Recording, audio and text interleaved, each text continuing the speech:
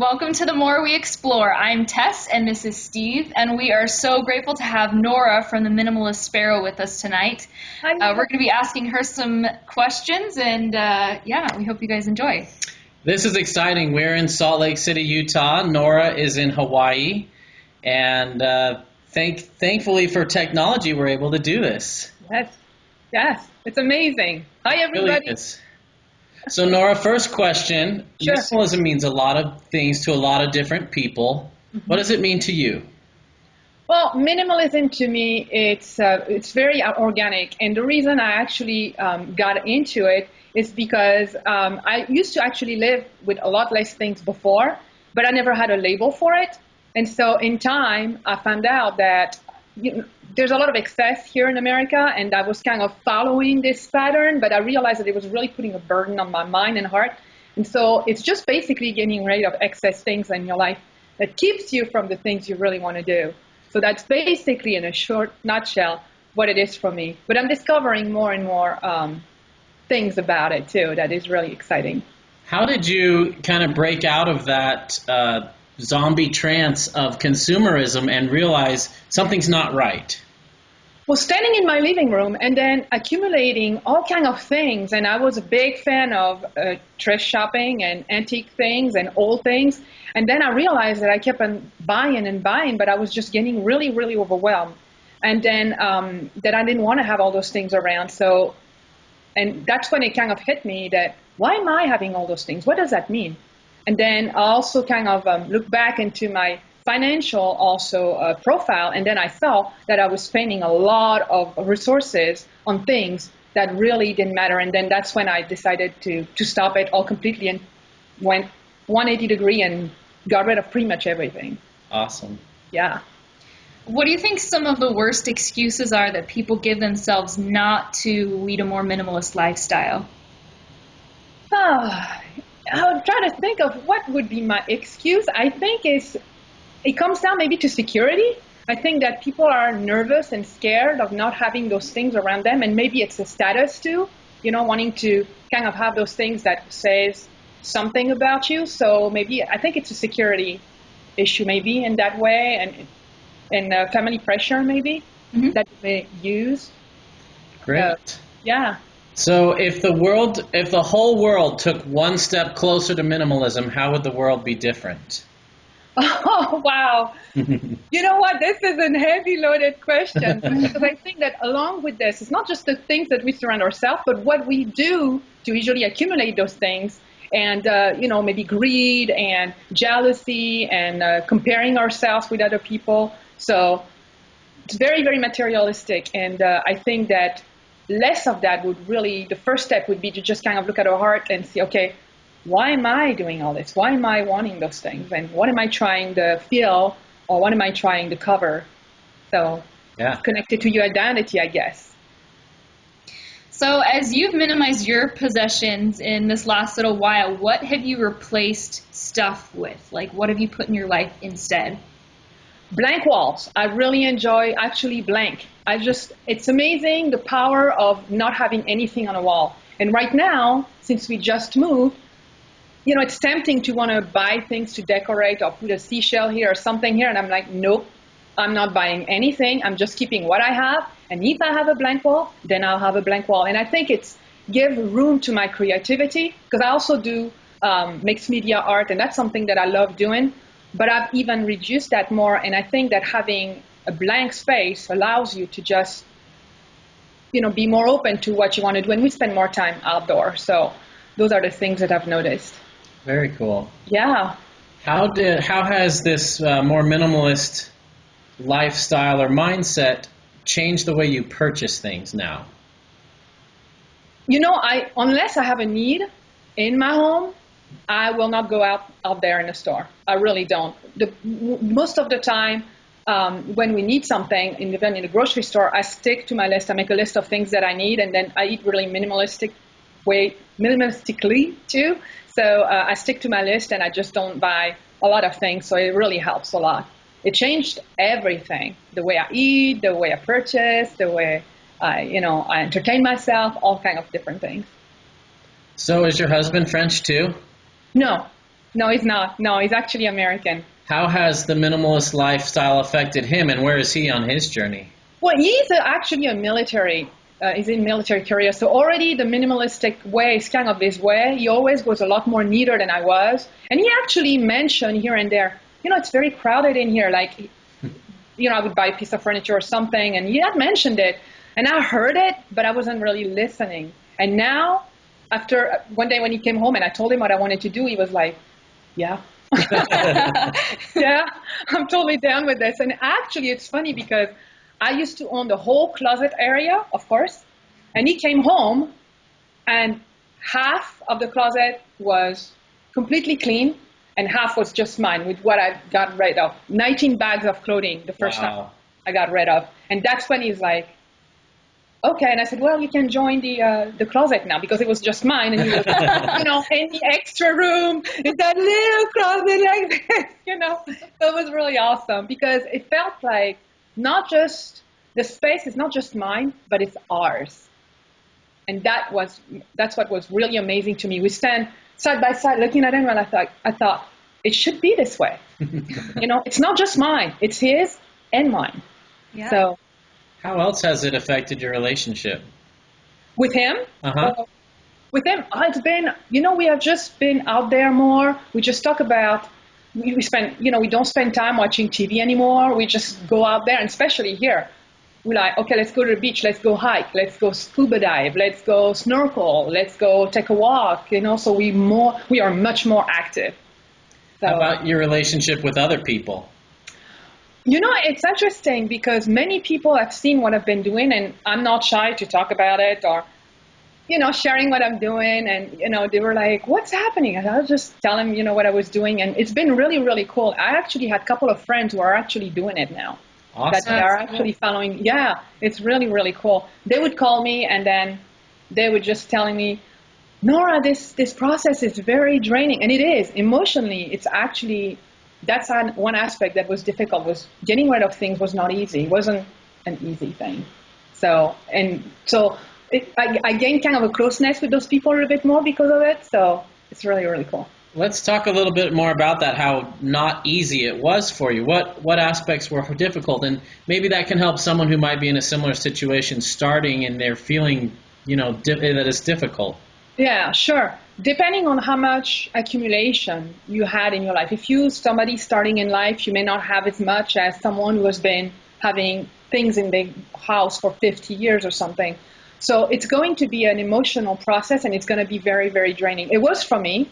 And then when my friend would call me and tell me, hey, Nora, this has been really, really hard and difficult. So I would tell him, go easy. Just start with your clothes, for example, because that's the easiest thing to kind of determine, what's too much of and everything, and then continue the process. But yeah, it's going to be emotionally draining because you're actually addressing a lot of issues in your life because there's memory connected to those things that you own.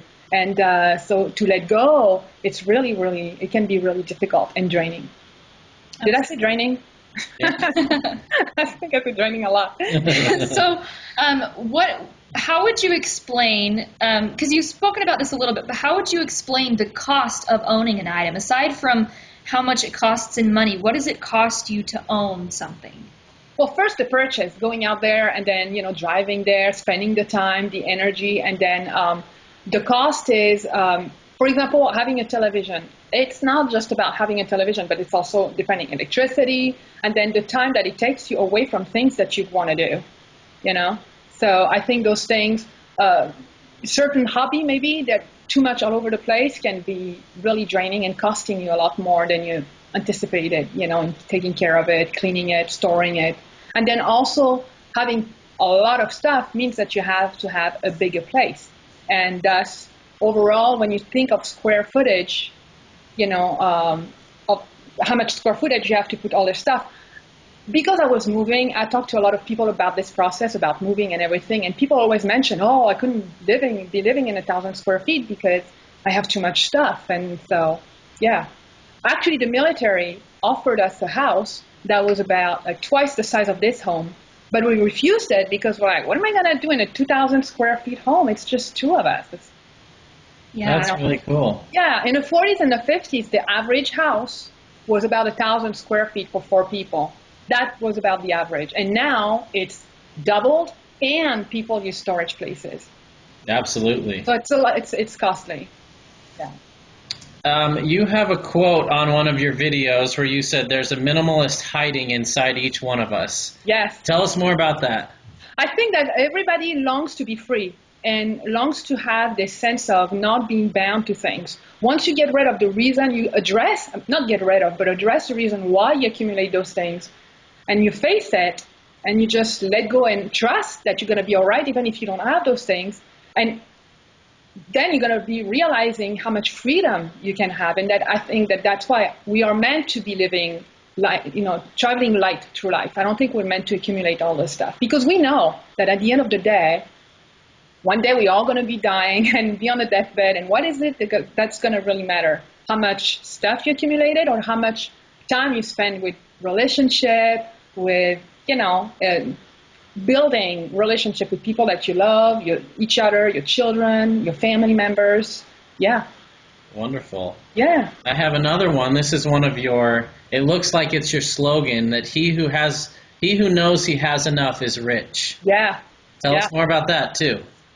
This quote actually, it resonated with me because that's what I thought. I thought, when you know you have enough, when you know that all you need is basically a place to sleep, a place, somewhere to eat, then you're completely free. And you just, you just know you have enough. It doesn't matter if it's taken away from me. Like, we enjoy those things, but if they were gone tomorrow, so what? It's okay. If there's a fire, all right, it burns. Well, it can be replaced. It's all right. So, you have yourself, you're good, Very good. I like that a lot. Yeah. So we talked about how minimalism can be difficult. At what point did you start to feel it freeing you? And when did you start to feel the benefits of it? When I drove out from the hardest part, okay, so I would drive and I'd be having anxiety, like, sitting in the back, all my things that I love so much. And so it was difficult, but as soon as I dropped it and then drove away, it was just gone. It was just left behind.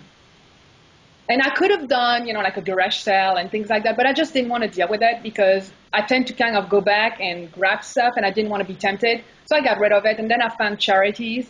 I donated a lot of things to schools and, art places, and, so, yeah. Cool. Yeah. So for other people who are just starting their journeys, what would you tell them is the first step? How could they get started? I think the first step, I know for me, was to actually watch a lot of videos and then read a lot of blogs, because I would get kind of psyched up. I would prepare my heart this way so that after that, my behavior would just kind of follow. And then by seeing other people and what they've gone through and see that they were okay and that they were happy and that they were free, that was really inspiring to me. So I think it's looking for inspiration. That's where it starts. Once you have that inspiration, that you receive it from somebody, you're going to be standing in your house and you're going to know. And even right now, it's been just a transformation, and we replace some things, we let go of some things, but I'm starting to feel the itch. I'm like, there's too much stuff around me, and I can tell.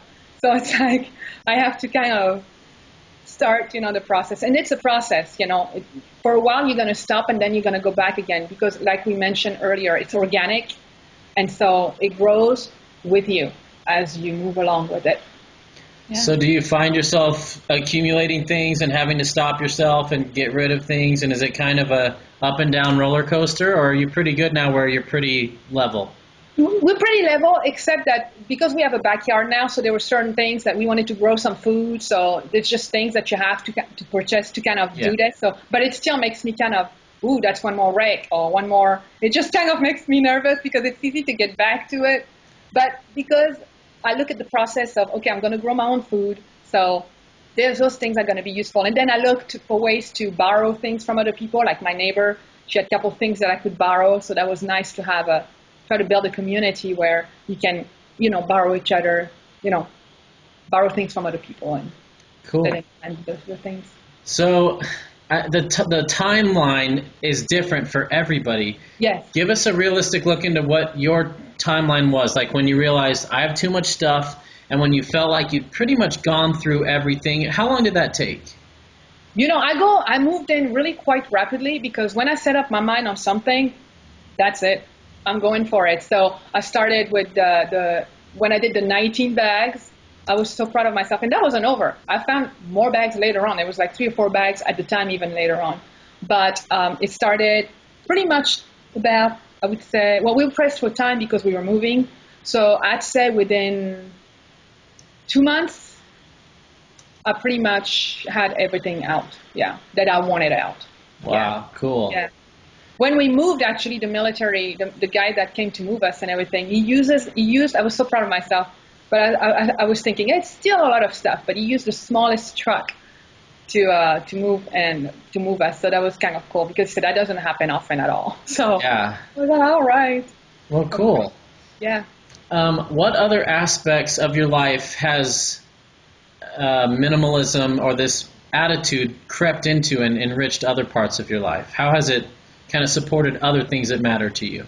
Actually, that was the most important part. Things are things, but what was most important was the emotional, and I had some toxic relationship that I had to let go of, and I realized the burden was not just, I think the things that I own covered a little bit of the issues and the toxic things that was kind of hidden in my heart. And so when I saw clearly, the path was open, I could really clearly see what was wrong with certain situation, and then I just let go of. And I think that there's also, you're going to discover it's not just about things, but there's also relationship and people and situation that are toxic to you that you're going to have to let go of and face. So it's a lot more than just stuff. It's been really, really freeing and wonderful to let go of that. Yeah. Since you've experienced this change, I'm just curious if, are you more aware of when you're being advertised to, or has it changed your attitude toward being advertised to? You know what? Yeah, completely. I'm very aware. Like, especially we've been going to a restaurant which is inside a mall, and it's been very interesting to sit and watch the advertisement and what's in there and how it's done, and the people walking around with tons of bags, especially in Hawaii. In Waikiki, there's a huge mall, like the biggest mall I think in the U.S., and you just see all those people with all those bags, and I'm thinking, and I watch what they're wearing, and I'm like, how much is in your closet? I wish I could see what's in your closet. I wish I could talk to you about this. And spending so much time. You could be out there on the beach, and here you are shopping away. It's just kind of amazing. But I see that what they try to create, this advertisement, is just always try to create a need for you to say, "Ooh, you need to have this car." I'm very conscious on how I'm operating, and when I go somewhere, I'm very aware of it. I'm like, nope. I don't want that. Nope. So yeah, cut it to the. It's almost repulsive when you start to see it. You're like, oh, I'm noticing it happening now. Yes. You can tell that someone's trying to manipulate you, and it kind of makes you like, hey. Yeah. Or especially if you walk, like with that mall when we were walking, and there's those little stands. I'm sure you experienced that where they try to get you and and give you something, because once you grab something in your hand, it's the law of reciprocity. I do something for you, you must now do something for me and listen, and chances are you're going to be pulled in. But I'm all like, nope. You know what? Overall, I am aware of it, and it's very easy to say no. Good. Imagine how different it'd be if those kiosks were trying to help you get rid of the clutter and emotional toxic things in your life instead of acquire more, Yeah. But a lot of people are quite resistant, because there's people that I've talked to, and they were like, "Oh no, I can never do that," or just, if you don't want to be free, okay. Yeah. So what's your approach to educating other people and helping them learn about it? And do you feel a responsibility to educate people, or do you more keep to yourself in your YouTube channel? Well, no, I don't try to, because people don't like to be told things. You don't like to be told you should be doing this. I don't like it. And I think that I'm trying to be an inspiration by them coming over, and when they see, how simplistic, our house is, that there's not that much stuff. Or like we had, before we left, we did like a little party in our house, and our condo was 900 square feet, but what we did, we didn't have a long table. We just rented one, and with the chairs and make it long. And people were like, "Wow, this is amazing!" Because there was no more furniture, so I could have actually people over. In my 900 square feet condo, but it was so much stuff before. So yeah, and it's nice here because now I have a space where we have actually weight and I can work out and. Actually jump rope. Hello. Don't need to go to the gym, to pay for one. It's here, if I want to. So, yeah. Well, Nora, you truly are an inspiration, and thank you. I'm sure I speak for other people who watch your channel. It just is the highlight of our day and lifts us up to watch your happy attitude and your great approach on life. And I don't think there's a better way you could promote this than through showing how happy you are through all of this. Yeah, it's like, I think, it's always been a sense of humor. I love that. I love it. It appeals to me. It really does. And that's the way you can get me. And I think that's the way to get us a lot of time. It's by, making the commercial funny and things like that. Not that I'm trying to be appealing to anybody because I never even expected that. But I'm just mostly journaling this for myself. And I'm like, well, there might be, a person and a half that might want to watch, and now I'm like, or a few thousand. Yeah, I'm like, it's like, oh, this is so cool, So yeah, I love it. So you're definitely onto something. Yeah. Well, thank you so much for your time. It's so valuable, I know, but we really appreciate you. Yeah, same here. I love your channel too, and I'm so excited that you guys are taking on this. Now, let me ask you, how long have you guys been starting this together? I've been thinking about it we're backpackers, and so that kind of got us realizing that we had more stuff than we wanted probably about 3 years ago. And then it's just in the last probably year or less that we've started actually putting a plan into action and getting rid of stuff and selling the house and getting rid of what's in our storage unit. Our YouTube channel's about 3 months old. It's been a lot of work, but we love it, and it's just going to keep growing, and we can't wait for our viewers to get to know you better through this interview. Oh, yeah, same here, that they get to know you and then create this community and then just let the ball rolling and have more and more people being free and to pursue what it is you want to do. So Nora, we're going to give you the final outro. Any shout-outs or thanks or last parting thoughts you want to share with everybody watching? You know what? I'm going to keep it very, very minimalistic, actually. That would be appropriate. I would just say, go for it and get rid of your stuff and experience freedom, and you're going to get to know yourself in a way that you would never have imagined, and you'll be able to pursue your dreams and do what you want to do, and without any interruption and burdens. So, yeah. I'm keeping it that way, minimalistic, right? Awesome. Beautifully put, yeah. Yes. Thank you so much, everybody, for watching. We thank Nora so much. Make sure to subscribe to her channel. She has amazing videos about how to live minimally, and they're very simple, very effective, to the point, and we will see you guys later. Thanks. All right. Good to see you. Bye.